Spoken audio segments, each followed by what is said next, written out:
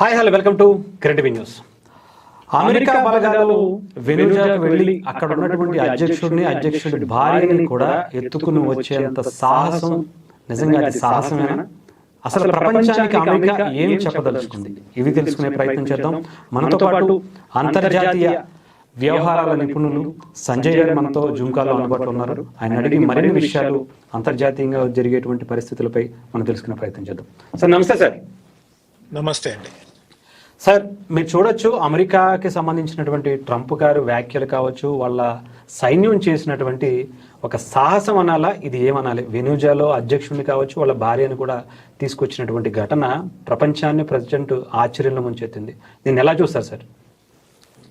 ఇది మొట్టమొదటిసారి జరిగింది కాదండి. ఇంతకు ముందు పనామాలో మాన్యుయల్ నారియగా అని ఉండేవారు, డిక్టేటర్. ఆయన కూడా అమెరికా వాళ్ళు వెళ్ళి కిడ్నాప్ చేసి మిలిటరీ ఆపరేషన్ లో అరెస్ట్ చేసి తీసుకొచ్చారు, అమెరికాకి తీసుకురావడం జరిగిందండి. సో ఇది రెండో ఆపరేషన్ లాటిన్ అమెరికాలో అమెరికన్స్ ఇలా చేయటం అన్నది.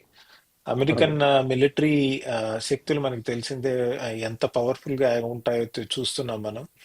అమెరికా రిలేటివ్ డిక్లైన్ ఉంది, అమెరికా యొక్క శక్తి సామర్థ్యాలు తగ్గుతున్నాయి అంటున్న తరుణంలో ఇలాంటి చర్య చేయటం ద్వారా అమెరికా సైన్యం ఏం నిరూపించిందంటే, మీరు అమెరికా శక్తులు లేదా అమెరికా పవర్ కేపబిలిటీస్ తగ్గుతున్నాయి అని మీరు అనుకుంటున్నారేమో, బట్ మా ఆపరేషనల్ కేపబిలిటీస్ ఇంకా చాలా బాగా ఉన్నాయి.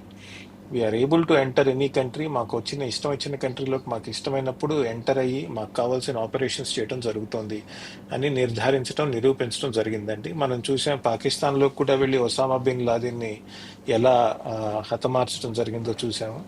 ఇలాంటి ఆపరేషన్స్ అమెరికన్స్ చాలా కాలంగా చేస్తున్నారు. కాకపోతే ఏకంగా ఒక దేశాధ్యక్షుడిని తీసుకురావటం అన్నది ఇది రెండోసారి అమెరికా చరిత్రలో నాకు తెలిసి, అంటే లాటిన్ అమెరికాకి సంబంధించినంత వరకు. పనామా తర్వాత వెనిజులా. గత కొద్ది కాలంగా మనం చూస్తున్నాం, అమెరికా వెనిజులా మధ్య ఉన్న రిలేషన్స్, సంబంధాలు ఏవైతే ఉన్నాయో వాటిలో కొంత ఒత్తిడి ఉంది, కొంత స్ట్రెస్ ఉంది, కొంత టెన్షన్ ఉంటుంది. ముఖ్యంగా వెనిజులా నుంచి వస్తున్న డ్రగ్స్ అంటారు, లేదా ఇల్లీగల్ ఇమిగ్రేషన్ కి సంబంధించి.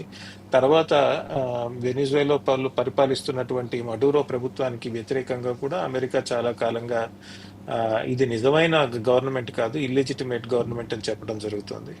సో హోస్ట్ ఆఫ్ కారణాలు, చాలా కారణాల ద్వారా వీళ్ళు ఇటువంటి మిలిటరీ ఆపరేషన్ చేయటం జరిగింది. మిలిటరీ పరంగా చాలా మంచి ఆపరేషన్ అని అంటాము. It's a very effective operation. కానీ పొలిటికల్ గా, రాజకీయంగా ఇది ఎన్నాళ్ళు సాగుతుంది, వెనిజులా స్టెబిలిటీ ఎలా ఉంటుంది అన్నది ఆలోచించాలి. ఇది ప్రపంచం ఎలా చూస్తుంది అంటారు సార్? ఇది ఒక సాహసం కింద చూస్తుందా, లేదంటే ఇది అనవసరంగా ట్రంప్ ఇలా కావాలని చేస్తున్నారు అనేటువంటి భావనలు ఏమన్నా ఉందంటారు, అంటే మిగతా దేశాలకు సంబంధించి? మిగతా దేశాలకు కనుక చూసుకుంటే, ఒకటి యూరోపియన్ యూనియన్, చాలా యూరోపియన్ కంట్రీస్ కూడా వెనిజులాలో ఉన్నటువంటి మడూరో ప్రభుత్వాన్ని లేదా మడూరో ప్రెసిడెన్సీని గుర్తించడం జరగలేదండి చాలా కాలంగా. సో వాళ్ళ యొక్క ప్రతిస్పందన వేరేగా ఉంటుంది. రష్యా, చైనా కనుక తీసుకుంటే వాళ్ళు క్లియర్ గా దీన్ని ఖండించడం జరిగింది. మిగతా యూరోపియన్ పవర్స్ ఆచితూచి వ్యవహరిస్తున్నారు. ఎందుకంటే ఎగ్జాక్ట్ గా మనం దీని మీద ఎలాంటి పొజిషన్ తీసుకోవాలి, ఎందుకంటే అక్కడున్న వెనిజులాలో ఉన్న మడూరో డిక్టేటర్షిప్ ని చాలా మంది ప్రభుత్వాలు గుర్తించలేదు, ఆయన ప్రెసిడెంట్ గా కూడా గుర్తించలేదు. మీరు ఎలక్షన్స్ మోసం చేసి అధికారంలోకి వచ్చారు, మీరు డిక్టేటర్షిప్, మీరు వైదొలగాలని వాళ్ళు ఎప్పటి నుంచో చెప్తున్నారు. అలాంటి తరుణంలో అమెరికాని క్రిటిసైజ్ చేయాలా వద్దా అన్న ఆలోచన ఉంది. ఇంకోటి ఏంటంటే, చాలా దేశాల్లో క్లియర్ గా వ్యక్తపరచకపోయినా ఫస్ట్ రియాక్షన్ ఒక ఆశ్చర్యం కలిగించింది చాలా మందికి. చాలా మంది షాక్ లో కూడా ఉన్నారు. దట్ పక్క దేశానికి వెళ్ళి ఏకంగా వాళ్ళ ప్రెసిడెంట్ ని ఎత్తుకొచ్చేయటం అంత తేలిక, అంత సాహసోపేతమైనటువంటి చర్య ఎలా చేసింది అమెరికా అని ఆలోచించడం జరుగుతున్నారు. స్నేహితులైనా కానివ్వండి, విరోధులైనా కానివ్వండి, ఫస్ట్ వచ్చిన, అంటే వాళ్ళకి బయట క్లియర్ గా చెప్పకపోయినా మనకి వాళ్ళ న్యూస్ పేపర్స్ లో అక్కడ అందరికి మనం చూసాం, వాళ్ళ న్యూస్ ప్లాట్ఫామ్స్ లో ఒక షాక్ తగిలింది అందరికి. బట్ తర్వాత వివిధమైనటువంటి మనం చూస్తున్నాం, రెస్పాన్సెస్ చూస్తున్నాం. ఇందాక చెప్పినట్టు రష్యా కానీ, చైనా కానీ, తర్వాత సివిల్ సొసైటీ ఆర్గనైజేషన్స్ కానివ్వండి, వేరే అనలిస్టులు కానివ్వండి, వాళ్ళు చాలా మంది అమెరికా బయట ఉన్న వాళ్ళు ఏం చెప్తున్నారంటే, చాలా కాలంగా దట్ మీరు అసలు యునైటెడ్ నేషన్స్ ఉంది ఎందుకు, దాని దగ్గర మీరు రెజల్యూషన్ తీసుకోలేదు, దాంతో సంబంధం లేకుండా ఇట్లాంటి చర్య ఎలా తీసుకుంటారని కొంతమంది క్రిటిసైజ్ చేయడం జరుగుతుంది. మా అమెరికాలో కూడా క్రిటిసిజం వస్తుంది, కాంగ్రెస్ తో సంబంధం లేకుండా మీరు ఎట్లా ఆర్గనైజ్ చేస్తారు ఇటువంటి మిలిటరీ క్యాంపెయిన్ అని. బట్ డొనాల్డ్ ట్రంప్ ప్రభుత్వం ఏం చెప్తోందంటే ఇది కేవలం ఒక మిలిటరీ ఆపరేషన్ కాదు, ఇది లా అండ్ ఆర్డర్ ఇష్యూ. మేము మడూరో అక్కడ ఉన్నటువంటి డిక్టేటర్ ఎవరైతే ఉన్నారో, వెనెజువేలా ప్రెసిడెంట్ డిక్టేటర్ అనండి, what ever you call him, ఆయన మీద మాకు కేసెస్ మేము ఆల్రెడీ రిజిస్టర్ చేయడం జరిగింది అవును అమెరికాలో, సార్. న్యూయార్క్ లో. డ్రగ్స్ కి సంబంధించి ఇట్లాంటి ఇల్లీగల్ ఆపరేషన్స్ కి సంబంధించి ఆయన మీద కేసుని విధించడం జరిగింది. యుఎస్ జస్టిస్ డిపార్ట్మెంట్ చేసే చర్యలకి అమెరికన్ మిలిటరీ సహాయపడింది, కాబట్టి మేము కాంగ్రెస్ కి వెళ్లాల్సిన అవసరం లేదు అని ఆ, ప్రెసిడెంట్ డొనాల్డ్ ట్రంప్ కి చెందినటువంటి అఫీషియల్స్ కానివ్వండి, మార్కో రూబియో కానివ్వండి, సెక్రటరీ ఫర్ స్టేట్, వాళ్ళు కూడా ఇలా జస్టిఫై చేయడం జరుగుతుందండి.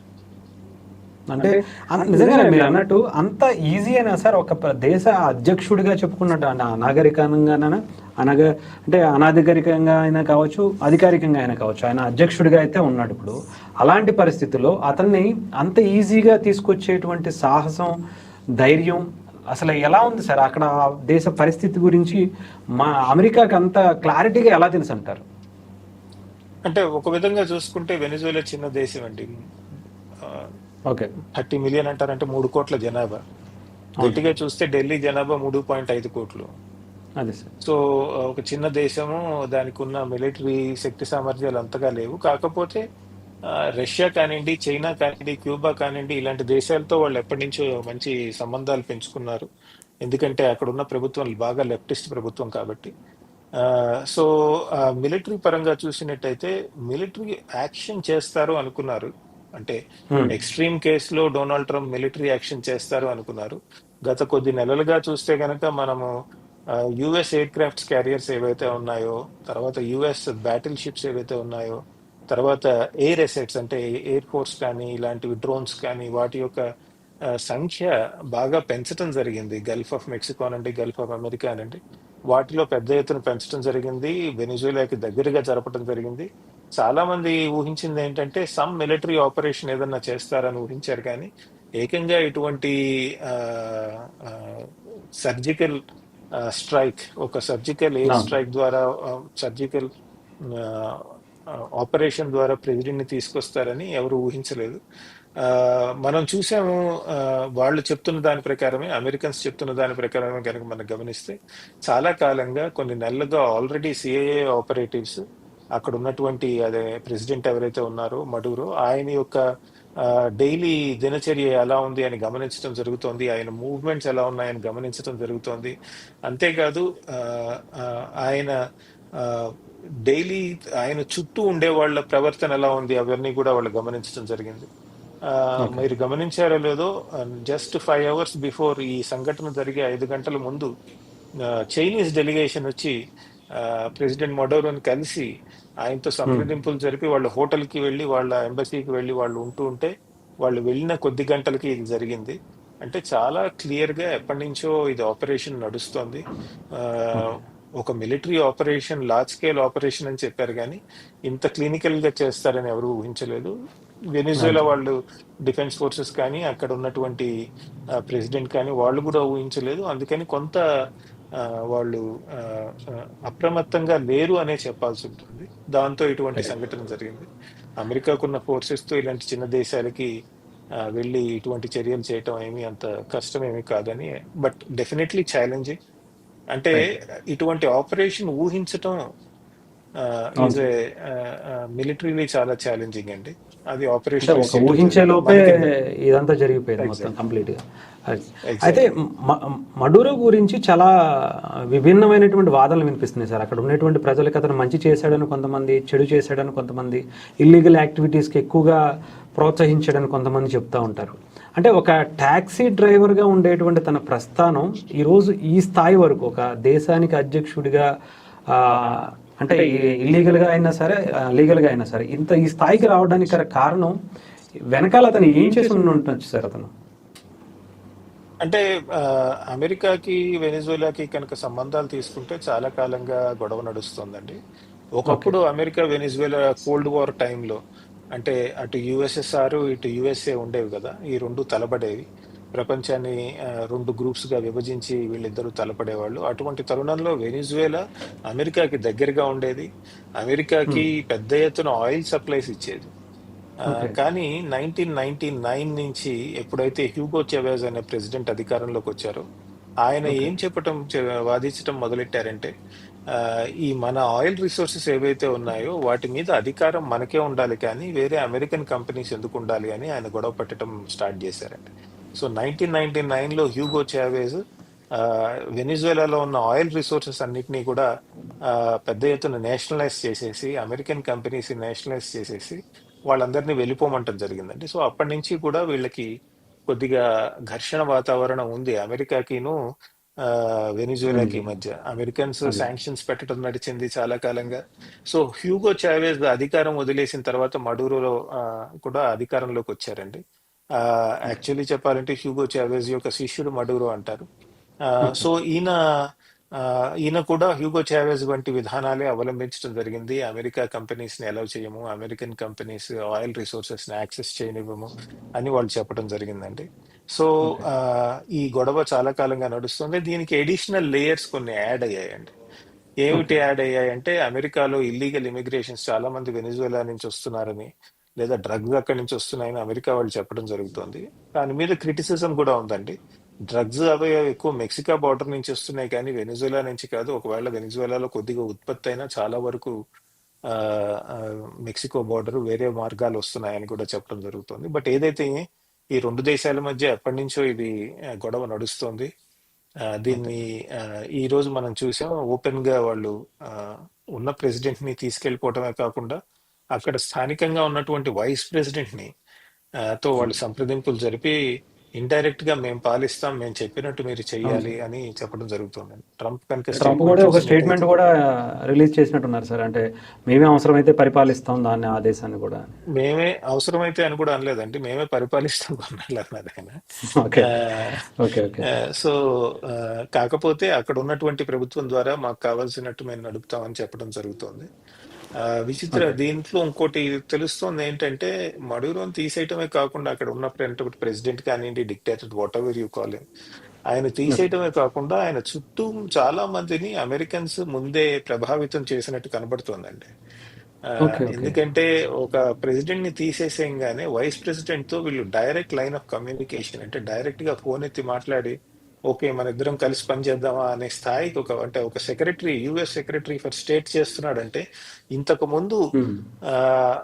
కాంటాక్ట్ ఎస్టాబ్లిష్ చేయకుండా, ఇంతకు ముందు సీక్రెట్ గా చర్చలు చేయకుండా అటువంటి కాల్ జరగదండి. ఓకే. సో కేవలం ఈయన తీయటమే కాదండి, ఈయన తీసే ముందు చుట్టూ ఉన్నటువంటి పెద్ద పెద్ద నాయకులందరితో వీళ్ళు కాంటాక్ట్స్ ఎస్టాబ్లిష్ చేయడం జరిగింది. వాళ్ళని ఓకే. వీళ్ళ వైపు తిప్పుకోవటం జరిగింది. రాబోయే అధికారంలో మిమ్మల్ని భాగస్వామ్యం చేస్తామని చెప్పడం జరిగింది. సో ఇవన్నీ ఓకే. జరుగుతూ ఉన్న నాయకులు ఎవరైతే ఉన్నారో వాళ్ళకి తెలియకుండా చేసి ఒక రోజు రాత్రి నిద్రపోతుంటే తీసుకెళ్లిపోయారండి. ఓకే. అంటే ఏమన్నా అంటే ఇది అధ్యక్ష పదవికి సంబంధించి తను ఏదో కావాలని కొంచెం హైప్ తెచ్చుకుందామని ఏమన్నా చేశారు అని కూడా కొంతమంది అంటున్నారు, అమెరికాకి సంబంధించి, ట్రంప్కి సంబంధించి. ఎందుకంటే ఆయన చేసేటువంటి పనులన్నీ కూడా ఈ మధ్యన కొంచెం కొన్ని వివాదాస్పదం అవుతున్నటువంటి పరిస్థితి. అలాంటి దాని గురించి ఏమన్నా ప్రయత్నించారంటారా మళ్ళీ దీన్ని కూడా? See, ట్రంప్ నాయకత్వం అలానే ఉంటుందండి. తన ప్రెస్టేజ్ పెంచడం వాటి కోసం ఉంటుంది. కాకపోతే ఆయన క్లియర్ గా తను చెప్పిన ఆబ్జెక్టివ్స్ ని ఫాలో అవుతారని మనం గమనించాలండి. ఇప్పుడు ఇరాన్ కి చెప్పారు, ఇరాన్ న్యూక్లియర్ వెపన్స్ తయారు చేసే ప్రసక్తే లేదన్నారు. ఇజ్రాయెల్ ఉమ్. గొడవ పెట్టుకోగానే ఇజ్రాయెల్ కి మద్దతుగా వెళ్లి ఇరాన్ మీద బాంబింగ్ చేయడం జరిగిందండి. అది మనం అవును సార్. చాలా క్లియర్ గా చూసాం. తర్వాత ఉమ్. ఉమ్. చాలా ఉమ్. దేశాలు మమ్మల్ని ట్రేడ్ విషయంలో, వాణిజ్య రంగంలో మమ్మల్ని మోసం చేస్తున్నాయన్నారు. పెద్ద పెద్ద టారిఫ్స్ పెట్టడం నడుస్తుందండి. తర్వాత ఓకే. ఎస్. వెనిజువేలా కానివ్వండి, ఇవి కానివ్వండి, వాటిలో కూడా మనం చూస్తున్నాము ఆయన చెప్పిన ఆబ్జెక్టివ్ ని అచీవ్ చేయడానికి ఆయన వెళ్తున్నారండి. అలానే cross border movement, illegal migrants ని మెక్సికో మీద ఆపుతామన్నారు. గట్టి ఎత్తున ప్రయత్నాలు ఉమ్. నడుస్తున్నాయండి. సో చెప్పింది అంటే అంతర్జాతీయంగా ఐక్యరాజ్య సమితి ఉన్నప్పుడు ఇలాంటివి అక్కడ ఎటువంటి సంప్రదింపులు ఐక్యరాజ్య సమితికి చెప్పకుండా ఇలా డైరెక్ట్గా ఒక దేశం మీద ఇలా దాడి చేయటం కావచ్చు, ఒక దేశానికి సంబంధించినటువంటి అధ్యక్షుడు ఉన్నప్పుడు ఇంకా ఐక్యరాజ్య సమితి అనేది ఉండి కూడా ఉపయోగం ఏంటి అనేది కూడా చాలామంది వాదన వినిపిస్తూ ఉంటుంది. అది మీలాంటి వాళ్ళు నాలాంటి వాళ్ళు బాధపడతామండి. ట్రంప్కి దాంతో సంబంధం లేదు. ఎందుకంటే ఆయన చెప్తుంది ఏంటంటే ప్రపంచంలోనే శక్తివంతమైన దేశము మనం ఈ చిన్న చిన్న దేశాలతో ఏంటి సంప్రదింపులు అని క్లియర్ గా చెప్తున్నారండి. ఇదే కాదు, గ్రీన్లాండ్ కూడా నాదే అన్నారు, అమెరికాలో కలిపేసుకుంటా ఉన్నారు. ఈ రీతిని గ్రీన్లాండ్ ను కూడా ఇట్లానే కలిపేసుకుంటారా అన్న భయం కూడా ఇప్పుడు స్టార్ట్ అయిందండి. అలా జరిగితే ఎలా ప్రతిస్పందించాలి ప్రపంచం, ముఖ్యంగా యూరోపియన్ దేశాలు ఎలా ప్రతిస్పందించాలని కూడా చాలా మంది ఆందోళన చెందుతున్నారు. ఒకవేళ రేపు పొద్దున్న చైనా గనక టైవాన్ ఇలా తీసేసుకుంటే ఎట్లా అని కూడా భయం కూడా ఉంది టైవాన్ లాంటి ప్రదేశంలో. ఇన్ఫాక్ట్ చైనాలో చాలా మంది ఆ, ఆ, ట్రంప్ చేసిన చర్య ద్వారా మనం రేపు టైవాన్ ని ఆక్యుపై చేసే ప్రక్రియకి నైతికంగా ఒక చక్కటి మార్గం వేశారు ట్రంప్ అని వాళ్ళు కూడా చెప్పుకుంటున్నారండి కొంతమంది. సో ఇండియా ఇది కూడా చూసుకుంటే ఐక్యరాజ్య సమితి వ్యవస్థ అన్నది పూర్తిగా దెబ్బతినే విధంగా ఈ రోజు పెద్ద పెద్ద దేశాలు ప్రవర్తిస్తున్నట్టున్నాయండి. ఆ దురదృష్టం అది మనలాంటి దేశాలకి మంచిది కాదు.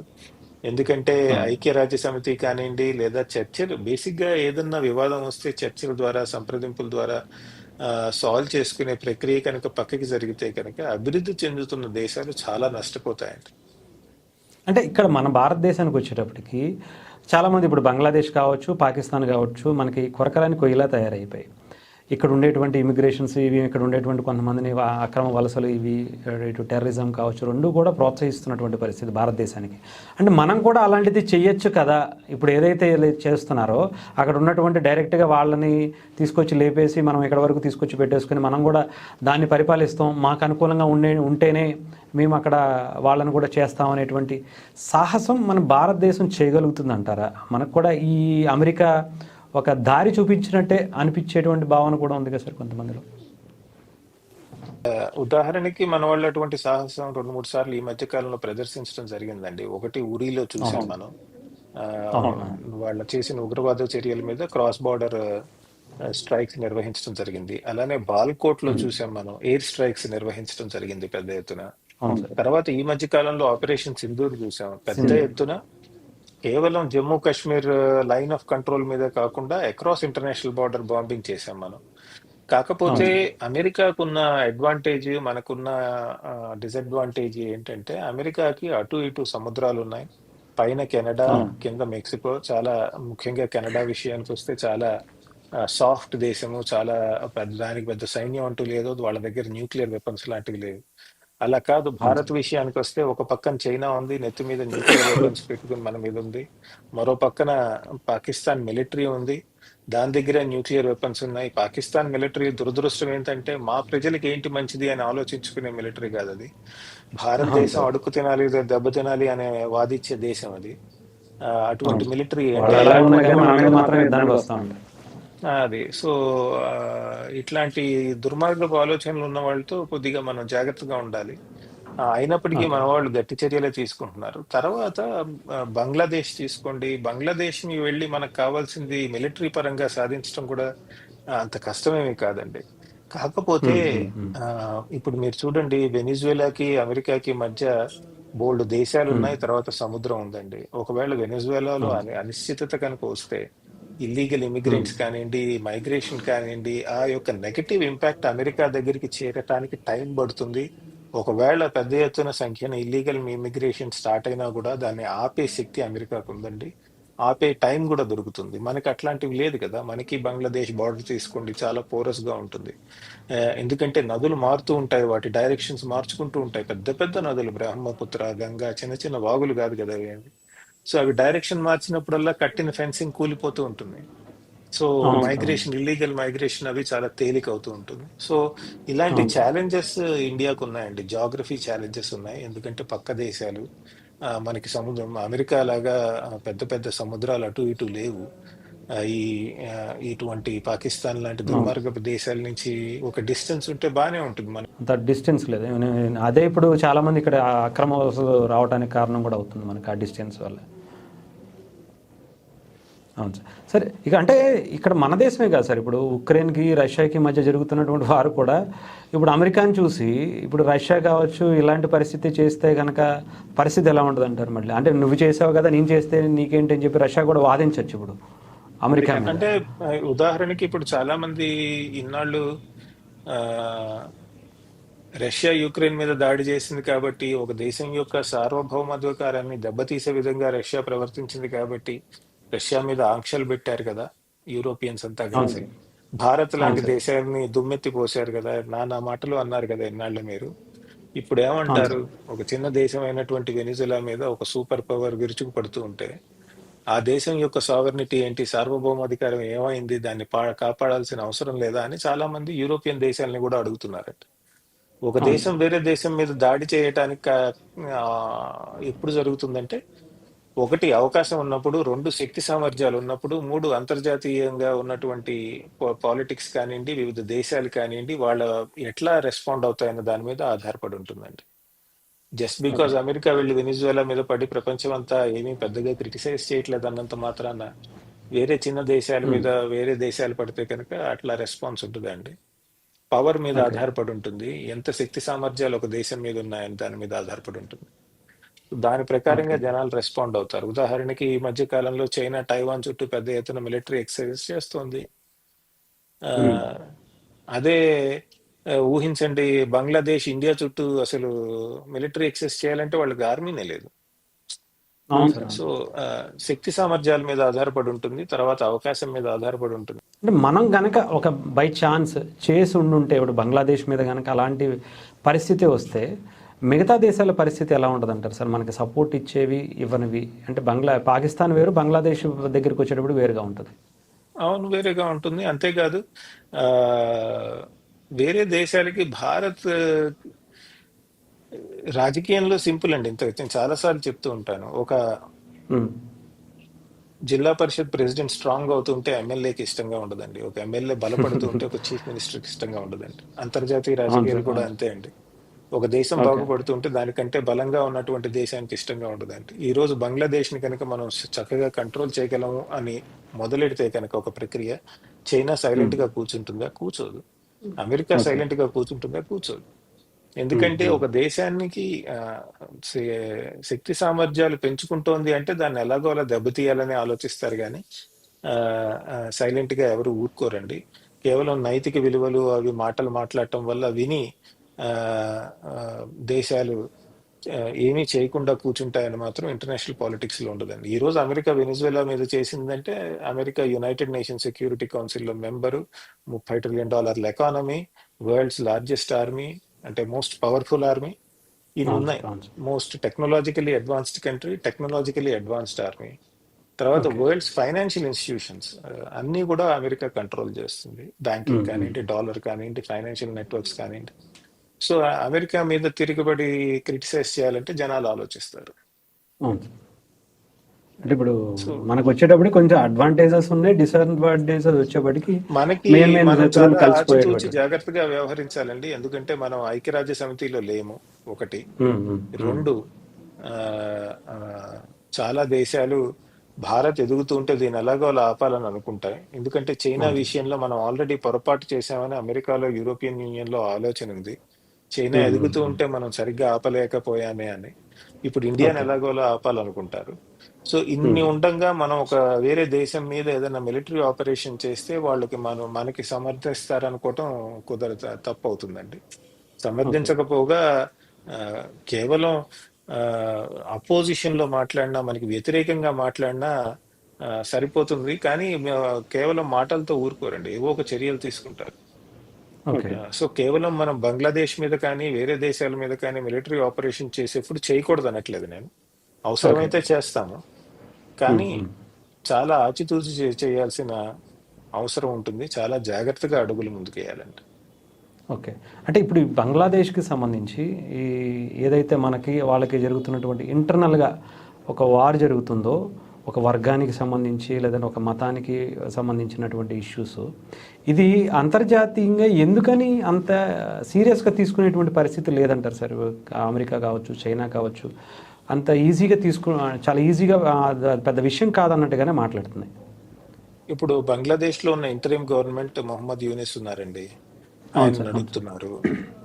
ఆయన అమెరికాకు వ్యతిరేకంగా చర్యలు తీసుకుంటున్నారా? తీసుకోవట్లేదు. చైనాకి ఇబ్బందికరమైనటువంటి డెసిషన్స్ తీసుకుంటున్నారా? తీసుకోవట్లేదు. ఆ, అవును. అలా కాకపోగా చైనాకి దగ్గర అయ్యే ప్రయత్నం చేస్తున్నారు, అమెరికాకి దగ్గర అయ్యే ప్రయత్నం కూడా చేస్తున్నారు. అలాంటప్పుడు ఆ దేశాలు ఈ దేశాన్ని ఎందుకు క్రిటిసైజ్ చేస్తాయి? అవును సార్. కేవలం హ్యూమన్ రైట్స్ డెమోక్రసీ మీద మాట్లాడినంత మాత్రాన ప్రతి చోట వాళ్ళు హ్యూమన్ రైట్స్ డెమోక్రసీ మాట్లాడరండి, వాళ్ళకి అవసరమైన చోట మాట్లాడతారు.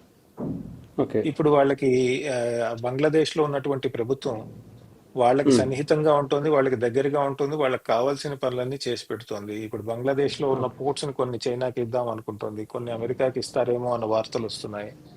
మిలిటరీ ఆపరేషన్స్ అవి చాలా చూస్తున్నారు. సో అలాంటప్పుడు ఈ దేశాలు బంగ్లాదేశ్ ఎందుకు అంటే, ఓకే. ఇంటర్నేషనల్ పాలిటిక్స్ మనం పచ్చిగా మాట్లాడుకుంటే చాలా కఠినంగా ఉంటుందండి.